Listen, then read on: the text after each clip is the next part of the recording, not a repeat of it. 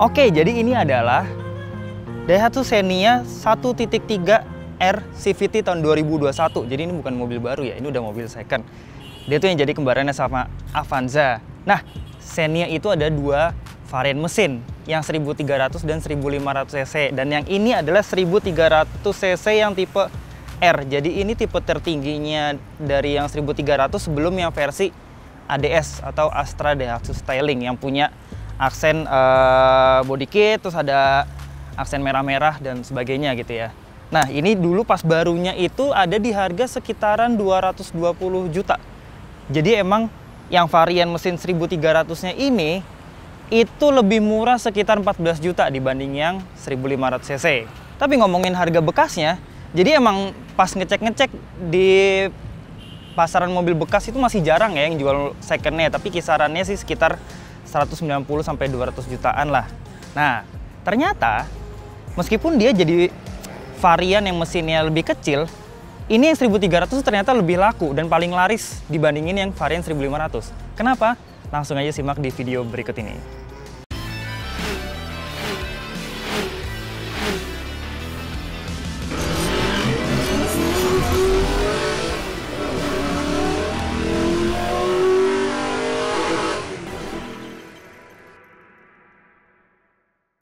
Jadi pas awal kemunculannya dulu ya di 2021 akhir, Xenia udah nggak lagi pakai sasis leather frame. Jadi sekarang udah digantiin dengan sasis DNGA, gitu ya, Daihatsu New Global Architecture. Dan ini yang gue suka nih, ini varian warna yang nggak ada di Xenia generasi sebelumnya. Jadi ini nama varian warnanya greenish gunmetal. Ini kalau teman-teman perhatiin ya, dia tuh kayak ngegabungin warna abu-abu sama hijau army gitu. Jadi ini keren banget sih warnanya. Apalagi ya, ini kalau kita lihat di tampilan depan ya, lihat deh. Ini justru lebih keren dibanding yang Avanza. Asli. Dia itu cenderung lebih sporty dan ya justru karena emang sebenarnya desainnya itu didesain sama Daihatsu bukannya Toyota. Jadi dia yang mendesain pertama kali sih Daihatsu ini. Nih, lihat grillnya, dia gede banget atas sama bawah, dan ini juga lampunya dia udah full LED, lampu dekat, lampu jauh, bahkan sayangnya juga LED. Cuma sayang ya, fog lampnya masih halogen kayak gitu. Ini kalau diganti LED pasti lebih keren lagi. Terus kalau yang varian yang apa ADS ya, ini kalau nggak salah tuh ada list warna merahnya gitu ya, yang jadi corporate identity-nya Daihatsu. Justru gue lebih suka ini sih dibanding versi yang ADS-nya. Jadi lebih sporty tapi kalem, tetap kalem. Nah, salah satu yang paling ngebedain varian yang ini 1300 sama yang 1500 ada di velgnya. Dia velgnya masih pakai yang 15 inci, sementara yang 1500 itu udah 16 inci. Ini juga gue suka nih. Dia warnanya udah gunmetal gitu velgnya, palang 5 gunmetal. Dan ini ternyata bautnya 5 ya. PCD-nya 5.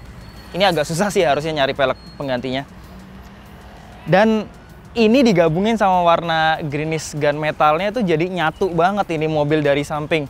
Cuma kalau misalkan kita ngeliat dari agak jauh, dengan dimensi bodinya yang lebih mengotak ya sekarang di Xenia generasi ini, jadinya kesannya agak sedikit kekecilan ini velgnya. Tapi nggak apa-apa, ini segini aja udah cukup banget sih, udah meningkat jauh banget tampilannya dibanding versi yang sebelumnya. Terus di sini juga udah jadi standar ya, ini dapat talang air gini. Dan ini talang airnya bagus ya, nggak ada tulisan-tulisan Daihatsu atau Xenia, jadi polos gitu aja di bagian depan. Dia cuma ada logo Xenia di sini. Dan ini warnanya juga hitam, jadi clean. Oke, ini gue suka nih.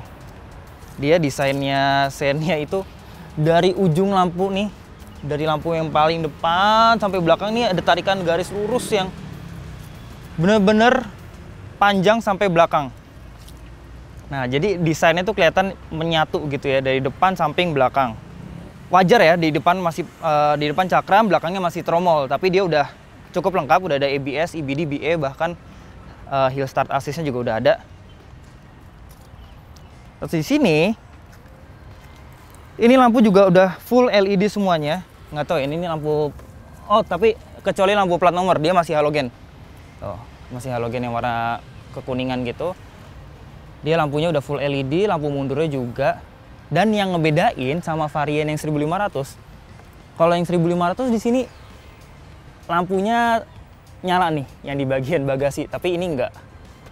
Di sini dia juga udah dapat sensor parkir dan dia udah sewarna sama body ya. Ini bagus. CVT. Dual VVT-i CVT karena di varian yang ini dia udah pakai CVT. Dia belum ada defogger kaca belakang tapi udah dikasih wiper, udah dikasih shark fin antena juga. Dan ini kalau kita perhatiin udah ada kamera parkirnya juga. Jadi cukup lengkap meskipun dia varian yang 1300, udah ada ininya, reflektornya juga. Dan dia juga knalpotnya udah dikasih ini ya, chrome. Oke, kita lihat bagasinya ya.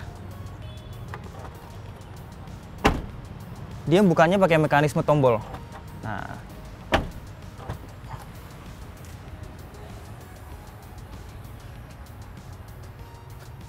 Nah, kalau kita lihat bagasinya, ini juga oke, cukup luas dan dia bibir bagasinya tuh rata sama lantai nih. Jadi buat geser-geser barang keluar masuk juga gampang. Ini spare tire-nya ada di bawah ya, jadi bukanya dari sini nih. Nah, ini dicopot terus dibuka pakai kunci, ntar diturunin dari bawah. Jadi oke, nggak ngabisin kapasitas di bagasi. Nih, di sini kita juga dapat berbagai kompartemen buat nyimpan. Di situ ada dongkrak, toolkit, segala macem. Sini juga dapat apa nih? Dan ini dikasih ini juga ya, apa? Perlengkapan cuci mobil loh ini. Keren. Tuh, genuine aksesorisnya dapat nih dia. Udah ada segitiga pengamannya juga. Ada first aid kitnya. Dan di sini dia juga sebenarnya udah ada cargo netnya juga nih.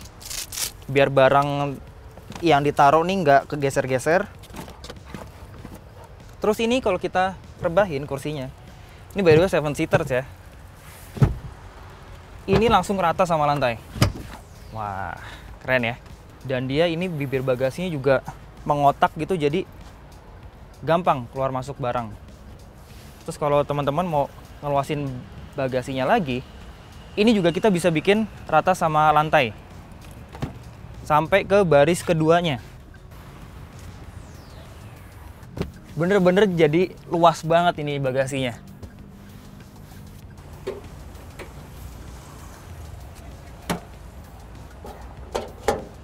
Oke, jadi dia belum dikasih peredam ya. Oke, jadi ini mesinnya ternyata dia masih pakai mesin yang sama dengan Xenia generasi sebelumnya. Masih dengan kode mesin 1NR-VE 1300 cc.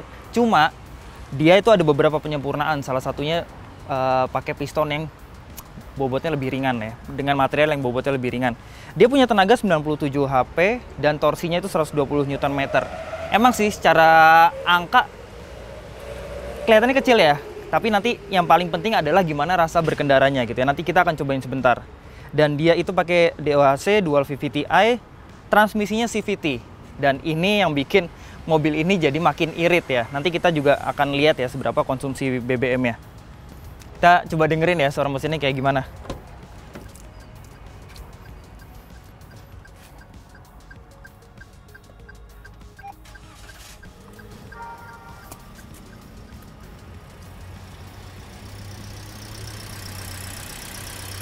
Sini masih bagus banget ya, getarannya masih halus banget.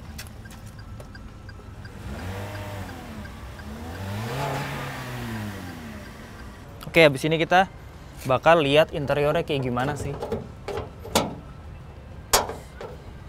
Ini agak susah ditarik. Sip. Nah, sebelum kita ke dalam, ini gue mau ngasih lihat kuncinya nih. Ya standar lah ya, kuncinya masih sama kayak Toyota maupun Daihatsu lainnya. Dia cuma ada 2 tombol. Tombol locknya di bagian logo Daihatsu dan tombol unlocknya di sini. Jadi dia udah keyless sebenarnya. Enggak sih, dia nggak keyless sih. Coba ya. Oke, dia kalau kita kunci dia otomatis ngelipet ya spionnya. Dan ini kalau kita buka gini. Oke. Tapi di sini dia belum keyless ternyata. Jadi masih harus tekan tombol dari sini. Sayang sih ya. Oke, kita ini udah pakai engine start stop ya. Jadi meskipun dia belum keyless tapi udah engine start stop. At least gitu. Jadi kita nggak perlu nyetater pakai kunci lagi. Dan kalau kita ngomongin kualitas materialnya, ini udah pasti plastik semua ya, karena emang di kelasnya ini masih plastik semua ini. Nggak ada bahan soft touch sama sekali. Bahkan sampai di door trimnya juga nih. Di bagian sini, bahkan di bagian armrestnya ini juga masih plastik keras semua. Nggak ada material kain sedikit pun. Ini pun juga, ini plastik keras. Tapi yang gue suka adalah desainnya. Desainnya ini berubah drastis banget dibandingin yang generasi sebelumnya. Apalagi ada floating head unit di sini, terus ini juga instrumen clusternya juga keren gitu ya. Ada MID-nya di bagian tengah, di sini AC-nya digital. Oke, kita bahas satu persatu. Dari joknya dulu deh. Nah, ini joknya dia masih pakai bahan kain dan dia dikasih jahitan-jahitan warna merah gini ya. Nih. Jadi racing banget ini, dan dia ada pola yang kayak gini nih di bagian tengah. Oke, kita ngomongin penyetelan joknya. Dia belum ada head adjusternya, jadi belum bisa diatur naik turunnya. Tapi menurut gua ini posisinya udah cukup tinggi nih, bahkan lebih tinggi dibanding rata-rata LMPV di kelasnya. Karena gua tingginya 170 cm ya, nggak terlalu tinggi, dan dengan posisi segini udah dapat posisi yang commanding banget nih. Ke depan tuh gue bisa ngelihat ujung kanan dan kiri. Apalagi di sini spionnya itu dia bukan gabung di pilar A-nya, tapi di bagian pintu. Jadi gue masih bisa ngelihat di bagian sana tuh, yang seharusnya jadi area blind spot ya. Jadi ini secara visibilitas gue acungin jempol deh. Setirnya dia cuma bisa tilt aja, dan tiltnya cuma dikit ya. Dan dia belum bisa teleskopik. Tapi udah oke sih menurut gue, udah cukup ergonomis, karena kalau kita nyetir ya, di sini kita masih dapat sandaran tangan, kita bisa sambil pegang setir sambil nyender nih tangannya di sini. Sebelah kirinya pun juga di sini masih cukup oke lah ya, meskipun agak kurang maju dikit. Nah, tapi seenggaknya ini buat perjalanan jauh juga gue masih bisa nyetir dengan santai. Di setirnya ini masih bahan polyurethane, belum ada bahan kulit sama sekali, belum dilapis kulit sama sekali. Di sini ada audio steering switch, ini ada pengaturan MID, pengaturan teleponi, voice command, dan di sebelah kanan ini polos, cuma ada trip aja, tombol trip. Ini harusnya kalau dikasih aksen-aksen silver kayak gini lebih keren kali ya. Ini polos banget setirnya. Lampu belum ada auto, ini juga wiper juga belum auto. Dan yang gue suka di sini dia ya, ini ciri khasnya Daihatsu atau Toyota ya. Dia tuh selalu ngasih cup holder di depan AC. Jadi kita kalau naruh minuman udah pasti dingin ya. Nah, di sini, di bagian sini gitu ya. Jadi enak gitu buat perjalanan jauh, minuman kita cepet dingin. Nah, kita lihat di bagian sini, instrumen clusternya. Oke, di instrumen clusternya ada apa aja? Ada average fuel consumption-nya, ada range-nya, ada average speed, trip time, ada jam analog juga. Nah, di sini ada apa lagi? Oke, di sini juga ada steering angle indicator. Nah, settingsnya ada apa aja? Pertama di sini ada display. Kita bisa atur terang gelapnya. Di instrumen cluster, time and date, display settingsnya. Ini ada eco indicatornya, boleh nyalain atau enggak, opening display. Steering angle bisa dimatiin juga. Terus di sini ada buzzer. Buzzer tuh untuk ini, saya ini kita bisa atur bunyinya nih. Ada dua tipe nih. Jadi yang pertama suaranya kayak gini. Yang kedua suaranya kayak gini. Nah, keren ya. Oh, ada tiga bahkan. Kalau yang ketiga, oke, vehicle settingsnya di sini door locknya kita bisa atur-atur mau sesuai dengan ngelock pas mobil udah mulai jalan atau pas shiftnya dimasukin ke D dan lain-lain. Oke, terus di sini ada pengaturan wiper juga. Intermittennya mau ngikutin speed atau Di sini juga begitu kita posisiin ke reverse, ini wiper belakang langsung nyala atau enggak. Nah, ini ada 3 times flashing functionnya, juga kita bisa mati nyalain di sini.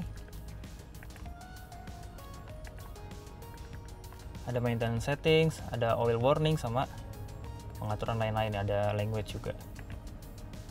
Oke, ini audio 9 inch-nya. Oke, jadi dia ada radio, Android Auto, Apple CarPlay, ada Bluetooth. Tapi ini semua belum wireless ya, jadi emang harus dicolokin pakai kabel.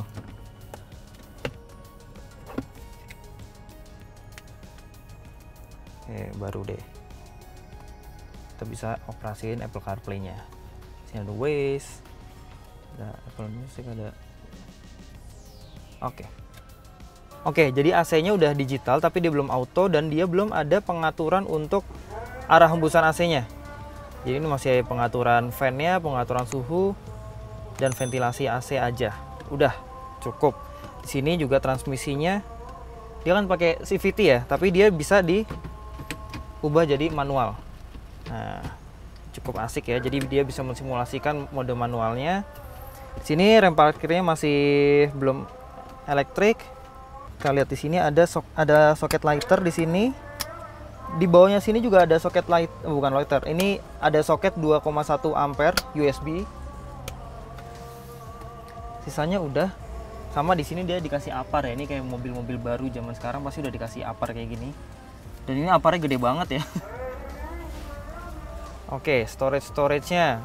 Pertama, di sini dia dapat 2 cup holder di setiap pintu. Ada slot lagi di sebelahnya, di sini di tengah, di sini juga dapat, dan ini cukup dalam, tapi kecil banget ini ya. Ini kecil banget. Terus di bagian di bawah sini nggak ada, di sini doang. Udah itu aja, sama tadi nih 2 cup holder di kanan dan kiri depan AC. Sini dia ada kacanya, ada mirrornya di sini, di kiri doang, di kanan nggak ada. Ini lampu-lampunya masih halogen semua, masih day and night view, belum ada elektrokromatik. Dan sistem keselamatannya di sini cuma ada airbag 2 kanan dan kiri aja. Udah. Oke, habis ini kita coba bangku baris keduanya. Oke. Kita udah ada di baris kedua Xenia ini. Dan ini impresi pertama gue, ini luas banget ya ruang kakinya. Tuh, ini posisi mengendara gue tadi. Dan ini gue masih dapat ruang kaki segini. Ini pun juga gue masih bisa slidingin kaki gue ke bawah. Nah, ini kan joknya bisa di recline ya, bisa di sliding ya. Ini sliding yang paling depan bisa segini, jauh banget loh ini slidingnya tuh. Ini gue masih dapat ruang kaki segini. Wow, jauh banget. Dan ini joknya cukup nyaman, cukup empuk juga di sini. Dan ini kalau kita sandarin seberapa ya? Wow, ini luar biasa loh. Gue bisa dapat segini. Sayangnya dia belum ada armrestnya di bagian tengah ya. Oke, kalau gue ke bagian ini masih sama ya. Ini kualitas materialnya juga kayak yang di depan, plastik keras semua. Nggak ada material empuk atau bahan kain sama sekali. Kita ke bagian tengah. Nah ini karena dia udah gerak roda depan, jadi ini tunnelnya nggak terlalu tinggi nih kayak di Xenia sebelumnya. Jadi untuk pindah-pindah posisi dari pinggir ke tengah juga cukup gampang. Dan ini kita bisa taruh kaki di sini. Oke, di sini pun duduknya masih enak banget. Kita masih dapat seat belt juga nih. Tapi seat beltnya 2 titik ya. Nih, di sini aja. Belum main dari atas gitu. Dan kita udah dapat AC double blower nih. Sini ada pengaturan untuk kanan dan kirinya. Dapat lampu juga, meskipun halogen di sini di tengah. Dan kita dapat ini slot buat nyimpen barang kanan dan kiri. Di sini pun juga masih ada sedikit Dan di sini ada slot untuk ngecharge handphone nih. Ini USB, jadi handphone bisa taruh di sini aja, ngecharge di sini. Oke. Dan gue mau cobain satu fitur yang menurut gue masih jarang ya di kelasnya. Jadi ini kalau kita bentar. Kalau ini kita majuin,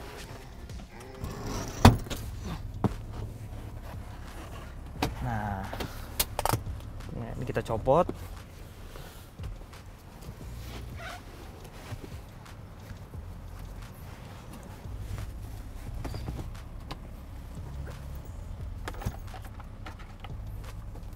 Nah, ini bisa jadi sofa mode nih. Kita bisa bikin sofa mode di sini, dan ini bahkan kalau kita senderin, ini bisa dapat segini.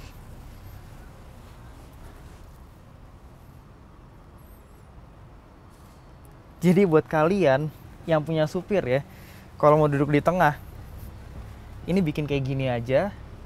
Kalian bisa selonjorin kaki, dan ini luar biasa nyaman banget. Asli. Oke. Pada gue ketiduran nanti ya.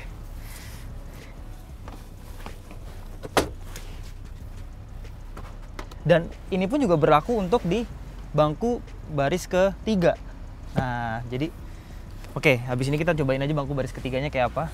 Oke, jadi ke belakangnya ini one touch tumble ya. Udah langsung. Sekarang kita ke belakang. Ini kalau dengan posisi jok bangku baris keduanya di posisi yang paling ke belakang. Kita lihat seberapa luas. Ternyata sempit tapi masih bisa.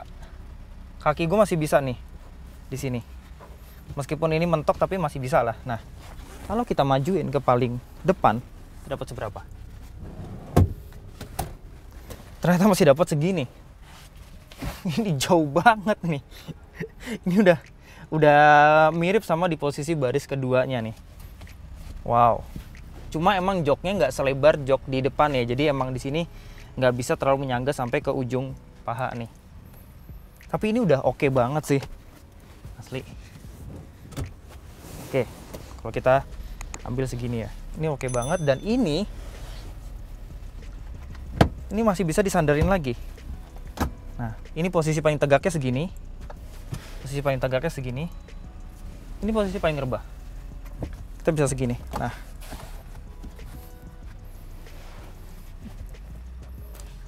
kita masih dapat seat belt 3 titik juga. Jadi ini menurut gua proper banget buat duduk di bangku baris ketiga. Nah, sini pun juga dia bisa sofa mode kalau nggak salah ya. Kita cobain aja. Pot.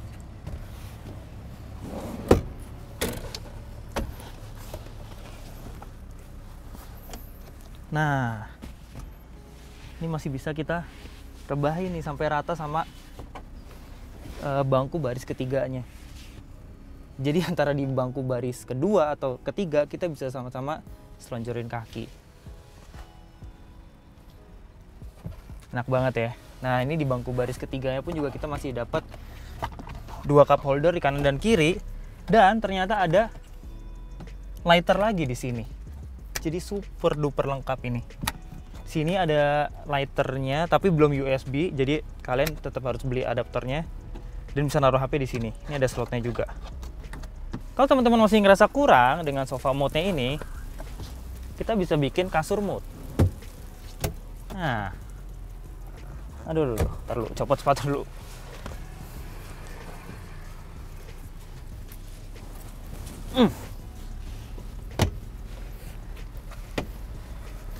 Beuh. Udah, ini sih tidur aja gini. Aduh. Ini kalau kalian camping ya, nggak usah bawa tenda nih. Di sini aja tidur gitu. Gila sih ini. Luar biasa banget sih. Impresi pertama setirnya enteng banget. jauh lebih enteng dibandingin generasi sebelumnya. Dan ini radius putarnya, meskipun dia penggerak roda depan ya, dia tetap punya radius putar yang impresif, 4,9 meter. Jadi muter-muter di gang yang sempit juga kalian nggak perlu khawatir gitu.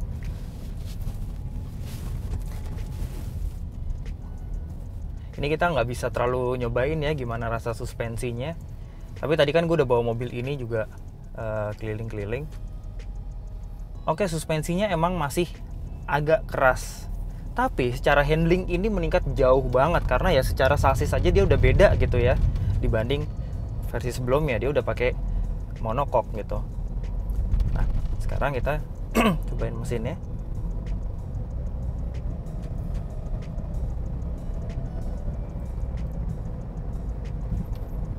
Jadi ya, meskipun tadi di atas kertas ini mobil punya tenaga yang boleh dibilang kecil gitu ya, cuma 97 horsepower dan torsinya 120 Nm. Tapi yang gue suka adalah dia itu untuk stop and go nya masih cukup banget buat berkendari di dalam kota. Dan ini yang gue bilang, ini mobil tuh worth it banget dibeli dibandingin versi 1500 nya. Kalau kalian emang lebih cocok, kalau kalian, kata aja itu, kalau kalian emang lebih sering pakai mobil ini untuk di dalam kota, mendingan ambil yang 1300 aja. Karena pertama dari harganya beda 14 juta, lebih murah gitu ya. Kedua, konsumsi bahan bakarnya pasti lebih irit yang ini.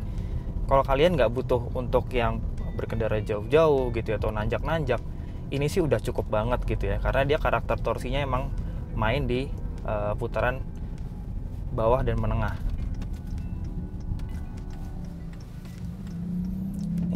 Kita untuk habis putar balik, untuk seruntulan-seruntulan di kemacetan gitu ya, ini masih oke banget gitu. Dia sama sekali nggak ada kekurangan tenaga. Dan soal kekedapan kabinnya, ini juga meningkat drastis banget dibanding sebelumnya. Kalau yang dulu itu kan kayak wah suara luar tuh masuk banget kan, suara motor, suara mobil dari luar gitu masuk banget. Ini udah jauh. Ini jauh lebih bagus gitu peredaman kabinnya. Dan soal konsumsi BBM, gue udah coba di dalam kota gitu ya, dengan rata-rata kecepatan 22 km per jam, itu dia bisa dapat 1:13. Dan luar kotanya sih gue belum coba, tapi berdasarkan artikel-artikel yang gue baca gitu ya, dalam luar kotanya eco drivingnya dia bisa di angka 17 sampai 20 km per liternya.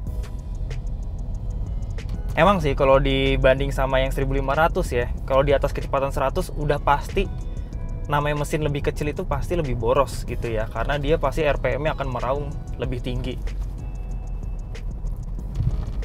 Oke, jadi segitu aja review gua mengenai Xenia 1.3 R CVT ini.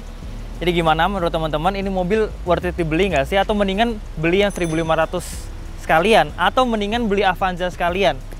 Silahkan komen di kolom komentar, jangan lupa untuk klik like, subscribe, dan sampai jumpa di video-video berikutnya.